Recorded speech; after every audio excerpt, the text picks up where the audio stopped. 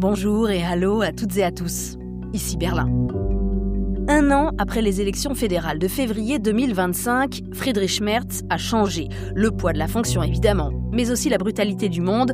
Tout cela l'a contraint à revoir ses priorités et même corriger certaines de ses positions. Il a mis son parti, la CDU, sous tension. Avec ses alliés, il assume les frictions. La politique à vif pour un chancelier sur le fil. La crise de confiance avec les États-Unis bouleverse son ADN transatlantique. Mais avec la France, n'y a-t-il pas aussi un malentendu permanent ? Après un départ spectaculaire, le duo Merz-Macron enchaîne les différends cet hiver. À l'heure où cet épisode est bouclé, il n'est plus exclu que le projet SCAF parte à la casse. La fin de la coopération sur cet avion de combat du futur serait un grand revers franco-allemand et Merz cherche déjà d'autres partenariats. Bienvenue dans ce nouvel épisode du podcast avec un K, avec un focus cette fois sur le Kanzler. 2 accroches d'actualité, on est à quelques jours près, 1 an exactement après le dernier scrutin fédéral et la victoire dans les urnes de la CDU, le parti de Friedrich Merz. Et puis à l'agenda ici, pile alors que l'épisode est mis en ligne, le congrès annuel de la CDU, justement. Merz en est son président et a priori, il devrait garder son poste, mais il a quand même beaucoup bousculé sa famille politique au cours des 12 derniers mois, donc il faudra regarder de près son score au moment du vote au congrès, parce que déjà au Bundestag, on le sait, sa majorité n'est pas très large. Un homme pressé, disruptif, impatient, parfois à cran, voilà l'image qu'on avait de Merz il y a 1 an. À Paris, ça plaisait bien. On a salué pendant des mois le retour avec Merz d'un réflexe franco-allemand positif et constructif. Mais là, après une série d'échanges de coups, le doute s'installe. L'Allemagne de Merz redéfinit sa place en Europe, avec le risque peut-être de marginaliser la France. Et si Merz était le porte-parole d'une Allemagne qui n'a plus besoin de la France ? Alors évidemment, oui, c'est une formule qui est là pour provoquer. C'est mon rôle de journaliste et je suis certaine que mes 2 invités vont apporter toutes les nuances nécessaires. On commence tout de suite avec Paul Maurice. Bonjour Paul. Bonjour Hélène. À Paris, tu diriges le CERFA, le Centre d'études des relations franco-allemandes à l'IFRI, à l'avant-poste donc pour observer ce qui se passe en ce moment entre Paris et Berlin.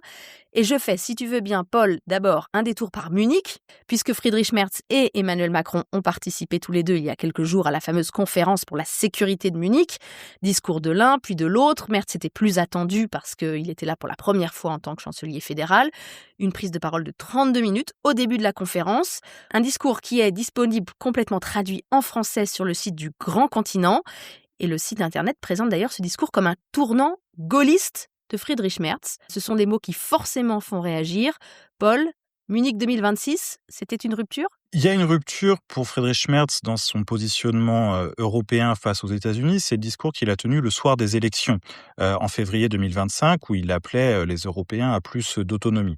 Donc il y a une tendance chez Friedrich Merz à se positionner comme un leader européen qui souhaiterait affirmer, alors je ne sais pas si le terme est bien choisi, la souveraineté européenne ou une autonomie stratégique européenne. En tout cas, il a une vraie volonté affirmée de cela. Néanmoins, il faut nuancer ça parce que chez Friedrich Merz, dans sa culture politique, celle de la CDU, celle de quelqu'un qui a travaillé pour BlackRock, il y a un lien transatlantique fort. Et c'est un lien qui, même au-delà de la CDU, est un lien très allemand, étant donné l'histoire particulière des deux pays. Et chez Friedrich Merz, même s'il y a des accents gauliens peut-être dans son discours, il ne faut pas oublier qu'il est chancelier allemand et que l'Allemagne, étant donné son système politique, son parlementarisme, le poids des partis politiques, des Länder, etc., ne peut pas être un système gaulliste. Il ne peut pas décider et ensuite tout le monde se met en ordre de marche. C'est quand même un peu l'impression que donne Merz depuis des mois parce qu'il a endossé immédiatement et avec beaucoup d'énergie le costume de chancelier des affaires étrangères, comme on dit ici, le Außenkanzler. On le sent clairement à la manœuvre sur ces grandes questions internationales. C'est son dossier. Alors on a l'impression qu'il peut le faire parce que ces derniers mois, avec la mise en place du nouveau gouvernement, la politique étrangère allemande est plutôt alignée sur la chancellerie, avec un ministère des Affaires étrangères, l'Auswärtiges Amt CDU, ce qui est une première depuis plus de 60 ans, que le ministère soit aligné avec la couleur politique de la chancellerie, avec la création d'un Conseil national de sécurité. Donc on a une tendance à bien coordonner. Néanmoins, il reste pour beaucoup d'éléments un choix parlementaire très fort. Oui, avec la puissante commission des affaires étrangères du Bundestag notamment. Merz l'a redit d'ailleurs dans son discours. La politique étrangère de l'Allemagne, elle est déterminée, dictée par sa constitution, mais aussi sa géographie et son histoire. Vouloir une politique de grande puissance en Europe n'est pas une option pour l'Allemagne. Un leadership fondé sur le partenariat, oui. Des fantasmes d'hégémonie, non. Nous autres Allemands n'agirons plus jamais seuls. C'est une leçon que nous avons apprise durablement de notre histoire. Nous affirmons notre liberté avec nos voisins, uniquement avec nos voisins, nos alliés et nos partenaires. Et pourtant, Paul, à Munich et dans les jours qui ont précédé avec un sommet informel européen en Belgique sur les questions industrielles, on a vu qu'il y avait une tension franco-allemande. Pour le journal Le Monde, Merz et Macron ont présenté 2 visions de l'Europe à Munich. L'idylle de 2025, c'est déjà fini ? Il y a une vraie volonté franco-allemande chez Friedrich Merz, je le maintiens, mais il y a une vraie volonté franco-allemande chez Wolfgang Schäuble et les choses ne se sont pas très bien passées parce qu'il y avait des accords structurels sur les questions financières à l'échelle européenne. Bien entendu, il y a des intérêts divergents et la France et l'Allemagne ont du mal à se coordonner et on l'a vu sur le Mercosur, il y a un malentendu franco-allemand, mais ce malentendu franco-allemand, il passe aussi par le fait qu'on n'a pas interrogé de part et d'autre les opinions publiques. On ne s'est pas demandé en France pourquoi les Allemands avaient vraiment besoin de cet accord et pourquoi en Allemagne, on n'a pas demandé en France pourquoi est-ce qu'il y avait une opposition ferme. On interroge moins les opinions publiques et c'est peut-être ça aussi qui crée ces tensions fortes. Sauf dans le podcast, Dialogue de sourds sur le Mercosur. C'était notre premier épisode cette année et on avait expliqué que là, Berlin, sur ce dossier, assumait la rupture. Si c'est trop compliqué avec la France, en gros, maintenant, on la contourne. On en est là vraiment, c'est quand même un chemin assez risqué. Est-ce que l'Allemagne peut faire sans la France ? In fine, elle aura besoin de la France si elle veut avancer en Europe. Mais elle s'interroge sur quelle France ? On parle beaucoup de l'échéance présidentielle qui arrive en 2027 et sur le fait que le président de la République, qui a une relation particulière avec le chancelier, ne sera plus là. Et on a une inquiétude du côté allemand, pas seulement sur le risque politique, mais aussi sur le risque financier. On a vu ces dernières semaines une France qui avait du mal à voter son budget en risque d'instabilité et l'élection présidentielle ne résoudra pas vraisemblablement l'instabilité parlementaire et donc la peur en Allemagne d'une France qui serait dépensière et qui n'aurait pas les moyens financiers de ses ambitions. La crainte que l'Allemagne doive finalement payer pour la France et pour les ambitions françaises. Et dans ces cas-là, Friedrich Merz se dit, eh bien, si quitte à payer, autant le faire nous-mêmes et autant nous-mêmes développer notre puissance géopolitique. Néanmoins, si on parle de cette puissance géopolitique allemande, elle est en train de monter en puissance, c'est indéniable, mais elle n'est pas encore là. Et il y a encore du chemin à faire et ce chemin ne peut pas être fait tout seul. Est-ce que c'est pour ça qu'on voit maintenant Merz en recherche active de nouveaux partenariats, notamment avec les Italiens, on va en reparler. Berlin a besoin d'un plan B pour l'après 2027, c'est ça ? Il faut absolument un plan B et on ne veut pas s'engager sur des choses qui seraient immédiatement remises en cause dans le cas où la France serait dirigée par le Rassemblement national, qui a été très clair dans ses prises de position sur le fait qu'il couperait tous les projets franco-allemands, qu'ils soient de défense, énergétique, voire même culturels. Donc on est effectivement tétanisé par cela du point de vue allemand, surtout à un moment où l'Allemagne a des difficultés internes sur son modèle économique, sur son modèle social. Si on a la certitude que le partenaire est un partenaire fiable à long terme, on peut éventuellement s'engager et se dire que ça va grincer, il va y avoir des blocages, mais qu'on pourra repartir.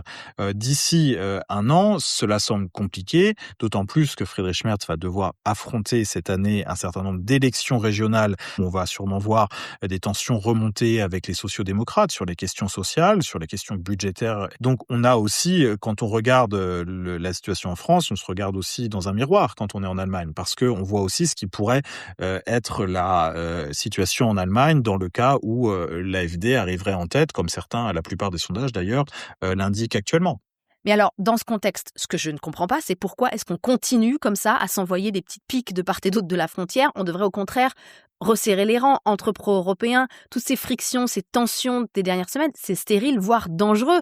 Dernier exemple en date, quand même, c'est la sortie du ministre fédéral des Affaires étrangères qui dit en pleine interview ici à une radio allemande que la France n'a pas les moyens de sa politique de défense car elle dépense trop pour son modèle social. Bon, alors depuis, on a eu un rétropédalage de Johann Wadephul dans une dépêche de l'agence allemande dpa, et c'était plutôt une explication de texte que des excuses en réalité. C'est la nouveauté, c'est qu'on se dit ce genre de choses maintenant publiquement. Jusque-là, elles étaient parfaitement connues et parfaitement dites. Elles se disaient entre diplomates, entre experts économiques, entre politiques. Et bien entendu, heureusement que ces choses étaient dites entre la France et l'Allemagne. Il faut aussi pointer les difficultés de l'autre pour essayer de l'aider à avancer. Néanmoins, ce n'est pas l'ambiance actuelle. L'ambiance actuelle est une ambiance à l'affrontement très forte. Peut-être qu'on a besoin de purger les frustrations et les ressentiments de part et d'autre, mais il ne faut pas que ces tensions aboutissent à renforcer nos opposants, parce que c'est de ça dont on parle aussi. Oui, ça sabote le discours sur la défense européenne, et c'est d'autant plus maladroit de la part du ministre allemand que la Bundeswehr, elle n'est quand même pas un modèle d'efficacité. Son grand projet phare en ce moment, c'est la constitution d'une fameuse brigade spéciale pour aller renforcer la défense de la Lituanie au sein de l'OTAN. Et ça patine complètement. On a eu les chiffres là tout récemment. En gros, il faut 4800 soldats allemands d'ici 1 an dans cette brigade. Or là, la Bundeswehr n'a même pas encore réussi à recruter la moitié des effectifs.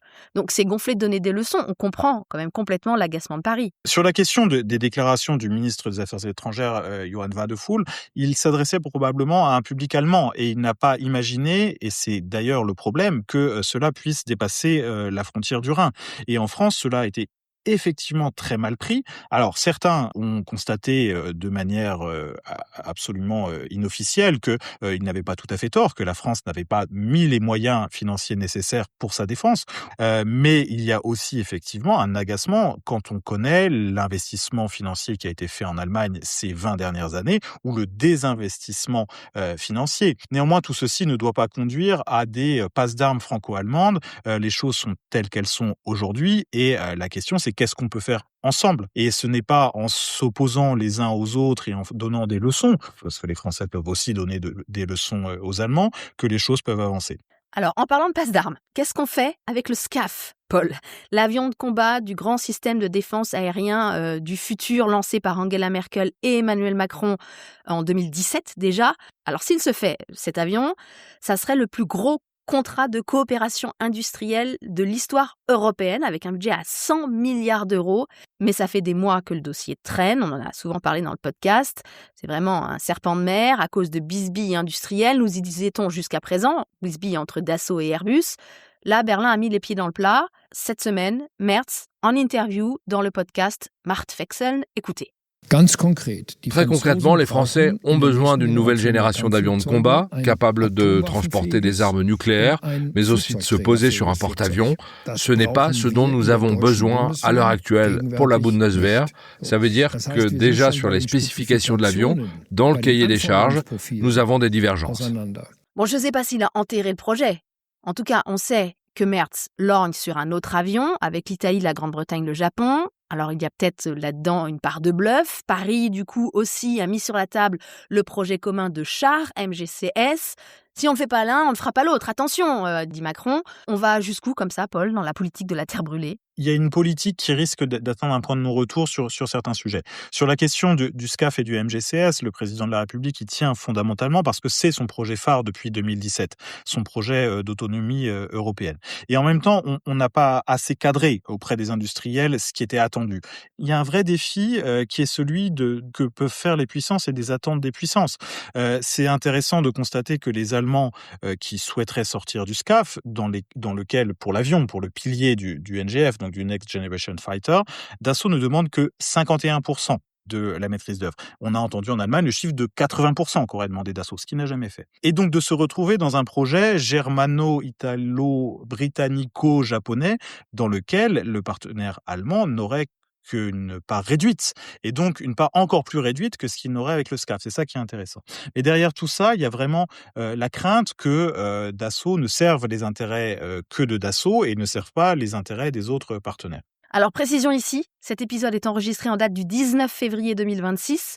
Tout peut bouger très vite dans ce dossier, mais je pense que je ne m'avance pas en disant que c'est quand même très très mal parti pour cet avion. On a une grande difficulté qui va être de faire vivre le système au-delà de l'avion. Est-ce que si on abandonne le pilier de l'avion, ce qui semble se dessiner actuellement, on n'est pas à l'abri d'un rebondissement, est-ce que le système, notamment le cloud, sur l'autre pilier, va pouvoir continuer? Est-ce qu'on pourra avoir quelque chose d'intégré ensemble? Ce serait déjà une forme de réussite, mais il est aussi probable que sans avion, on n'ait pas de système intégré. D'après mes informations, il devrait y avoir le mois prochain un nouveau Conseil des ministres franco-allemand. On n'aura sans doute plus la fougue de Toulon en août dernier. Est-ce qu'il ne faudrait pas aussi faire notre autocritique, Paul? Toi et moi, grosso modo, on est de la même génération. Ça fait 20 ans qu'on traîne dans le franco-allemand. Et grosso modo, ça fait 20 ans qu'on dit que le couple est en froid, ou que c'est compliqué, ou qu'il y a des crises, ou qu'on se comprend pas bien. Est-ce qu'il n'y a pas un échec collectif des acteurs du franco-allemand? Est-ce qu'on a atteint la fin d'un cycle franco-allemand? Je pense que oui. Et le retour de Merz n'y a rien changé. C'est-à-dire que on a eu, au moment de la crise Covid, on a eu une dernière relance qui était celle de Next Generation EU. Tout ça a bien fonctionné, mais depuis on n'arrive pas parce qu'on n'arrive pas à définir les raisons profondes pour lesquelles France et Allemagne doivent travailler ensemble. Avec le partenaire, mais aussi avec d'autres. On a essayé, on cherche, on tâtonne et effectivement ça crée des crises importantes. Est-ce qu'on a raté quelque chose? Est-ce que les acteurs ont raté quelque chose? Je pense que c'est la question de la compréhension véritable, mutuelle.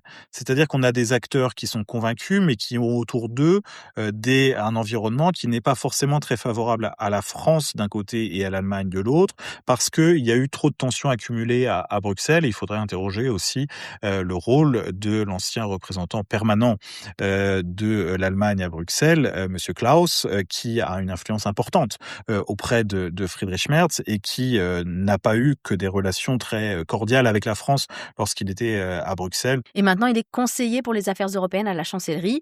Sur le parquet européen, on retrouve d'ailleurs complètement ces tensions qu'on a en bilatéral, le Mercosur, la question des avoirs russes, la politique de compétitivité européenne. Et il y a encore et toujours, évidemment, la question d'un endettement commun, d'une dette commune. Macron a reparlé des eurobonds récemment, Berlin dit toujours nein. Rien de nouveau, mais ça commence à faire beaucoup, les rancœurs s'accumulent. Ça a toujours été très compliqué. La question, c'est qu'on a toujours réussi à rebondir. Et le fait qu'on soit en froid n'empêche pas qu'on s'affiche ensemble. La présence en Belgique, après les tensions fortes et les mots très durs qui ont été prononcés, Friedrich Merz et Emmanuel Macron ont quand même fait le choix de se présenter ensemble pour présenter ensemble leurs divergences. Et donc, c'est aussi cela, le fameux réflexe franco-allemand. Dans n'importe quelle autre situation, avec n'importe quel autre pays, on aurait été en froid pendant 6 mois sans s'adresser la parole. En l'occurrence, on essaie d'aller au-delà et on a compris que c'était nécessaire. Ça va prendre du temps, mais je suis certain qu'on va reparler d'une relance franco-allemande d'ici quelques mois ou quelques années et puis qu'après cette relance, aura à nouveau une crise. Mais la question, c'est est-ce que nous avons encore le temps? En tout cas, Friedrich Merz vient de dire là qu'il envisageait éventuellement un second mandat. Ça, c'est tout à fait nouveau. Donc, on a l'impression qu'il se donne un peu de temps. Son parti est en congrès, là, en ce moment même, avec la présence d'Angela Merkel, alors que ça fait plusieurs années qu'elle n'allait pas au congrès de la CDU. La CDU qui a gagné, évidemment, les dernières élections fédérales, avec Merz en tant que candidat, mais le score avait été quand même très décevant. Et depuis, elle a encore baissé dans les sondages. L'AfD passe souvent en tête. Et en même temps, la CDU va sans doute récupérer le land très important du Bade-Württemberg aux élections du 8 mars. Peut-être qu'elle va déloger le SPD dans son bastion de Rhénanie-Palatinat, également en mars. Donc, dans ce congrès, Paul, moi, je ne m'attends pas à de grandes surprises. Merz devrait être réélu président de la CDU.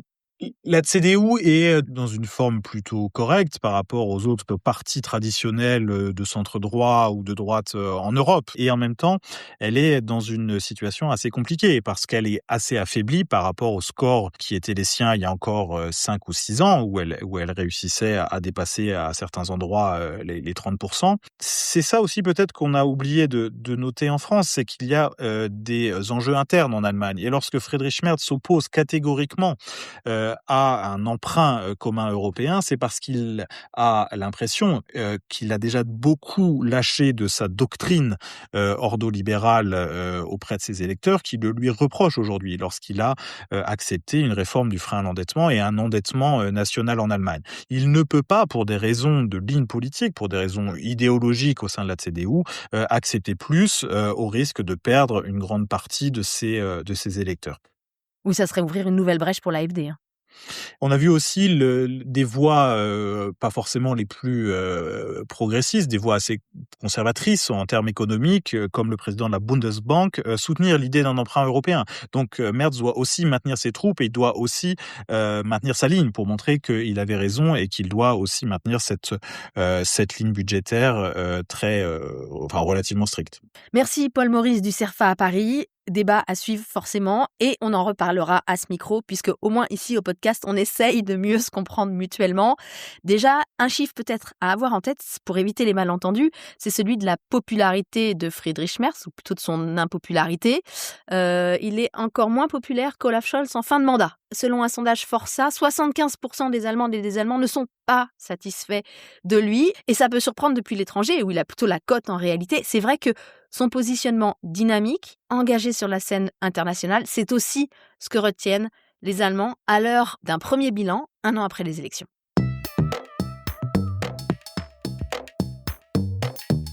Les affaires extérieures sont devenues, dans le fracas du monde, des affaires intérieures, analyse la politologue Julia Reuchenbach de l'Université de Hambourg. Les gens accordent beaucoup d'importance au sentiment d'être dans de bonnes mains avec la diplomatie de Friedrich Merz. Mais je ne crois pas qu'ils se préoccupent de savoir en détail sur quel point précis la France et l'Allemagne sont d'accord, mais plutôt de savoir si nous sommes alignés sur les grandes questions du moment. Par exemple, est-ce qu'on soutient l'Ukraine avec des livraisons d'armes, oui ou non? Avec quel argent? Est-ce qu'on s'oppose à Trump, oui ou non? Je pense que c'est ça que les électrices et les électeurs voient avant tout. Confirmation devant la gare de la Friedrichstraße avec Jutta et Bernd, deux retraités emmitouflés sous les flocons de neige. Au début, je n'avais aucune sympathie pour Merz. Mais prendre de bonnes décisions dans une situation aussi compliquée, c'est difficile. Et je dirais qu'il s'en sort vraiment bien, selon moi. Il n'y a pas le choix, il faut s'entendre avec les autres. Regardez la France. Les Français, ils sont encore plus dans la mouise avec leur président. Vous avez encore plus de soucis que nous avec Merz. Cathy, l'étudiante, n'a pas non plus voté pour le parti du chancelier, mais pour les affaires extérieures, il s'en sort bien jusqu'à présent, même si, à mon avis, Friedrich Merz a aussi le devoir de ne pas nous laisser trop dériver vers la droite, nous les Européens. Mais quand il pactise avec des gens comme Madame Meloni, il soutient les mouvements d'extrême droite dans toute l'Europe et je trouve qu'il ne devrait pas le faire. En ce qui concerne la politique nationale, je trouve qu'il devrait faire bien plus pour l'écologie, pour la mobilité durable. Là, c'est vraiment insuffisant. Une des raisons invoquées, en plus des tensions dans la coalition, pour expliquer l'impopularité de l'action du chancelier, en particulier dans le secteur économique. Selon un chiffre publié par la Fédération des PME, 9 entrepreneurs sur 10 se disent déçus par son travail dans ce domaine.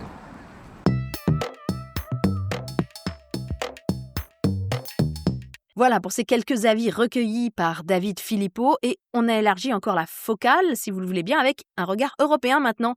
Bonjour Yann Wernert, chercheur au Centre Delors ici à Berlin. Bonjour Hélène. Alors, 1 an après les élections, on voit que Merz a développé sa vision de l'Europe qu'il présente, qu'il expose discours après discours, comme par exemple à Munich. Toi qui as un œil attentif sur l'ensemble des pays européens, qui, parmi les partenaires de l'Allemagne, parmi les 27, a applaudi ce discours, qui au contraire a tiqué? Alors je ne pense pas qu'il ait braqué beaucoup de gens avec ce discours.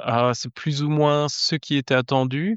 J'ai noté avec un peu de surprise quand même à quel point les analyses ont différé en France et en Allemagne. Où en Allemagne c'était Merz déclare l'indépendance de l'Europe vis-à-vis des États-Unis ou prend ses distances avec les États-Unis. Et en France, c'était quand même très oh là là, les Allemands sont de nouveau dans leur truc de la relation transatlantique, le vieux tropisme qui est là. J'ai pas trop compris, pour être honnête, parce que entre les discours d'Emmanuel Macron et de Friedrich Merz sur cette vision qu'il propose à l'Europe, donc c'est quand même un moment fondateur, je dirais, dans l'histoire européenne, sur le chemin à tracer. J'ai vu un contraste sur la forme, mais pas trop sur le fond. Il faut dire que les officiels allemands qui se lèvent comme un seul homme pour applaudir debout le discours de l'Américain Marco Rubio, c'était quand même une image frappante de la conférence. D'ailleurs, Friedrich Merz lui-même, dans ce fameux podcast avec le journaliste Robin Alexander, a critiqué cet enthousiasme. Bon, c'est facile à dire pour lui, il n'était plus là et puis il le dit après coup. Mais si je reviens sur ce que tu viens de dire, Yann, pour toi, en réalité, malgré les frictions, derrière les frictions, Paris et Berlin, en fait, ont des lignes compatibles ? Non seulement c'est compatible, mais ça se superpose quand même sur de nombreux points, sur ce but d'une souveraineté européenne plus affirmée. L'Allemagne, ça pèse quoi sans ses partenaires et alliés européens ? C'est 83 millions d'habitants, comparé à 450 millions dans l'Union européenne. Franco-allemand, on est à 150 millions. Là encore, c'est dur de passer à côté. Ou la Bundeswehr, c'est quoi ? C'est 185 000 soldats. Bon, il y a le plan de les monter à 260 000 d'ici 2035. Ce serait le niveau qu'a la France. Oui, surtout dans l'état dans lequel se trouve la Bundeswehr. Quand au début de l'épisode, j'ai dit que Merz était peut-être le porte-parole d'une Allemagne qui n'a plus besoin de la France, évidemment, c'était une provocation. Mais il faut quand même être franc, Yann. L'Allemagne n'a plus de problème à contourner la France si celle-ci lui cause des difficultés. On l'a vu sur le Mercosur. On va peut-être aussi le voir sur le SCAF d'ailleurs. C'est une réalité. Oui, c'est possible, mais c'est assez douloureux et ça s'est toujours fait. Quand le Royaume-Uni était encore dans l'Union européenne, on adorait aussi passer par le détour du Royaume-Uni pour se contourner mutuellement, ou bien c'est tout à fait normal et c'est le grand classique de relations internationales aussi. Mais ça ne change rien au fait que cette relation franco-allemande est extrêmement intense et privilégiée. Ça n'a jamais impliqué d'être une relation exclusive et ça ne le sera pas non plus dans le futur. Donc oui, sur certains sujets, on va diverger, on va essayer de trouver d'autres alliances. C'est tout à fait normal et sur d'autres, on va essayer d'avancer ensemble, là où ça marche. Alors en attendant, puisqu'en ce moment, il faut bien dire, ça bloque plutôt, à quoi assiste-t-on ? Eh bien, à une sérénade à l'italienne entre Friedrich Merz et Giorgia Meloni, qui se retrouvent sur la politique migratoire, sur la défense, peut-être donc avec un projet d'avion en commun. Ils sont aussi à l'initiative ensemble pour les questions de politique industrielle, avec un document, un papier interne qui a circulé à Bruxelles et qui a évidemment fuité, dans lequel on pouvait lire que l'Allemagne et l'Italie se présentaient comme les deux principales puissances industrielles du continent européen. C'est vrai que c'est la réalité des chiffres, mais c'est quand même une superbe gifle pour la France. Et certains de mes confrères dans la presse allemande, italienne ou française dissertent déjà sur un nouveau couple en Europe, le couple Merzoni. On a eu un peu le même discours il y a quelques années quand la France a signé des traités d'amitié avec l'Espagne en 2023 ou avec l'Italie d'ailleurs en 2021. C'était pas encore Giorgia Meloni. On s'était dit aussi, peut-être que maintenant c'est la fin du franco-allemand, etc. Non, mais sur certains dossiers, il y a de plus grands recoupements avec la politique italienne en ce moment et le chancelier a priori décidé de pousser un petit peu là-dessus. Tu ne trouves pas ça quand même un peu dérangeant ? Parce que Merz, c'est le chancelier qui a promis de diviser le score de l'extrême droite par deux. C'est quand même un chancelier allemand, avec tout le poids de l'histoire. Et on le voit là en train de faire copain-copain avec une femme qu'on présentait il y a encore assez peu de temps comme étant une post-fasciste. Une femme qui, même si elle s'est recentrée sur de nombreux dossiers, reste une représentante de la droite réactionnaire identitaire, qui n'a d'ailleurs pas du tout de problème avec les valeurs de l'administration Trump, y compris quand le groupe MAGA parle d'un déclin civilisationnel de l'Europe. Comme on dit ici en Allemagne, Merz est aveugle de l'œil droit ou quoi ? Sur Meloni, en effet, on a tendance un peu à relativiser tout ce qui se passe sur l'état de droit, sur les droits d'expression, le journalisme, etc., les pressions qui sont là, et on préfère pas y regarder de trop près. Plutôt allié de circonstances, on l'a vu justement avec cette guerre culturelle MAGA évoquée, mais aussi la participation au Conseil de la paix de Donald Trump, où les Italiens vont envoyer leur ministre des Affaires étrangères. Donc ça montre aussi les limites de ce rapprochement-là. On peut s'entendre sur des choses structurelles, sur la politique industrielle, etc. Sur d'autres, ça va être beaucoup plus difficile. Au niveau européen aussi, Friedrich Merz et le PPE, donc le Parti conservateur européen, cherchent des liens régulièrement avec certains partis d'extrême droite. Ça les a aidés pour détricoter le pacte vert, notamment. On vote ensemble pour sauver le moteur thermique, par exemple. Ça risque de leur tomber aussi sur les pieds quand ils vont devoir construire des projets à long terme, comme par exemple le budget européen pour les prochaines années.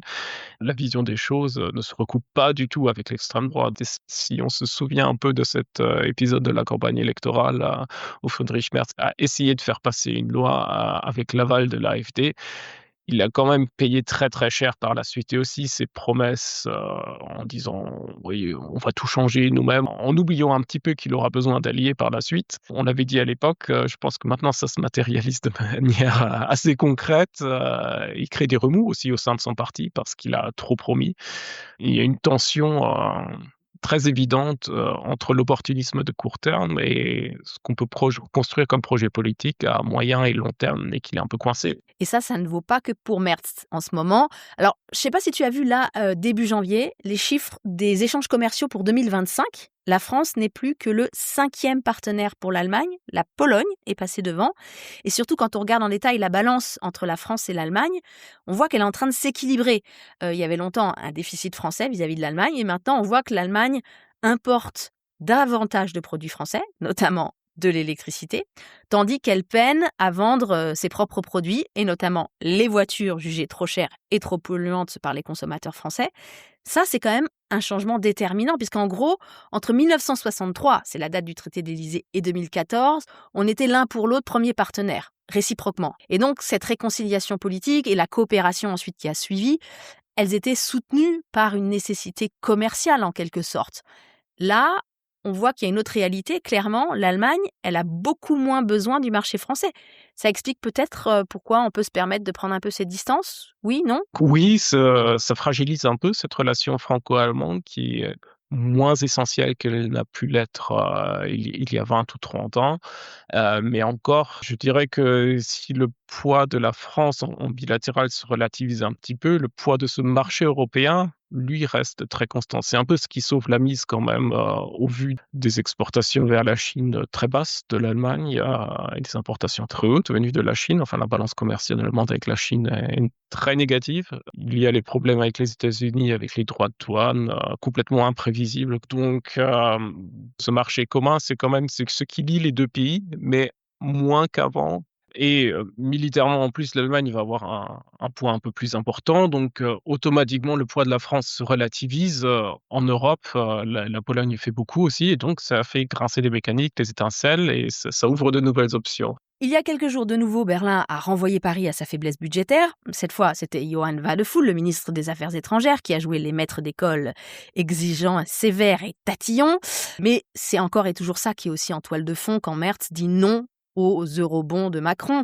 Les 2 années de récession ici et la remise en question du frein à la dette n'ont pas fait bouger les positions. On voit que la France économiquement n'a pas vraiment rattrapé ses années maigres, malgré une dynamique actuelle à peu près correcte, contrairement à l'Allemagne qui stagne, mais ça ne fait pas la différence. La France a des difficultés financières majeures, donc peu de marge de manœuvre pour mettre la main au porte-monnaie, tout simplement. Et politiquement, pas besoin d'en parler, oui, le Parlement est bloqué et ça va être très dur de faire bouger des choses avant la prochaine présidentielle. Donc d'ici 1 an, il n'y a plus rien à attendre du fameux moteur, la fenêtre de tir s'est refermée, ça y est ?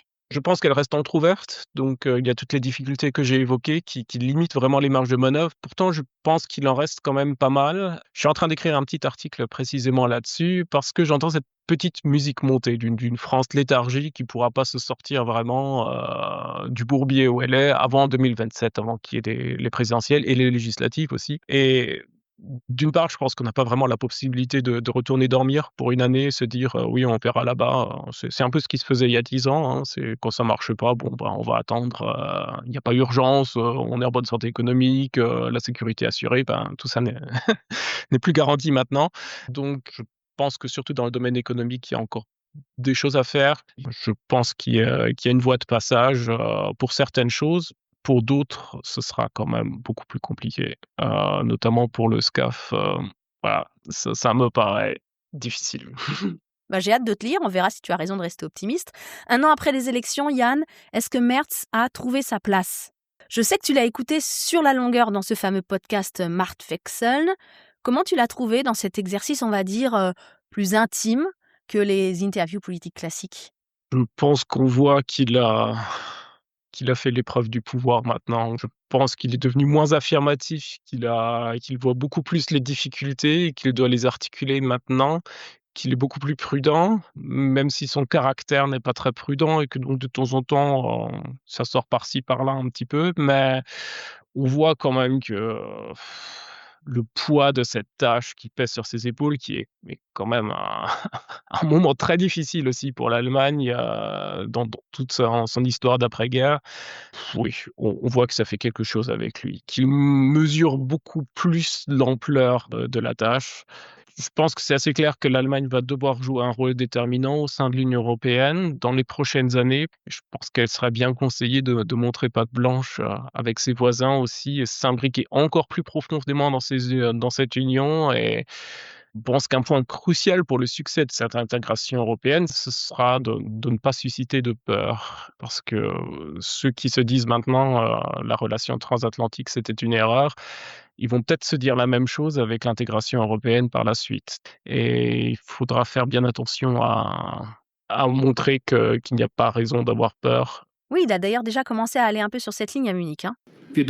Nous, les Allemands, savons qu'un monde où seule la force compte serait un monde sombre. Notre pays a suivi cette voie au XXe siècle jusqu'à sa fin, amère et terrible. Aujourd'hui, nous nous engageons sur une voie différente et meilleure. Notre plus grande force réside dans notre capacité à bâtir des partenariats, des alliances fondées sur le droit et les règles, sur le respect et la confiance, et animées par la foi en la force de la liberté.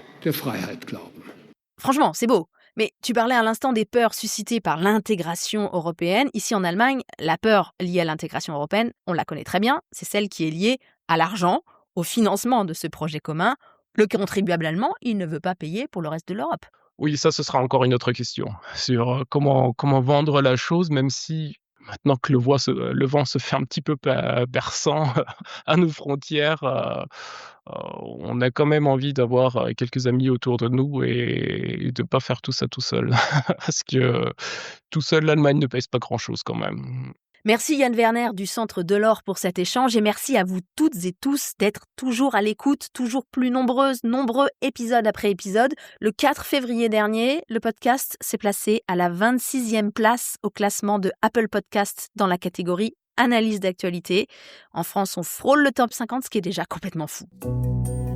En mars, la saison 6 du podcast Avec un K se poursuit avec un épisode spécial à Stuttgart à l'occasion des élections régionales pour explorer l'Allemagne industrielle, exportatrice, mais qui doute aussi beaucoup en ce moment.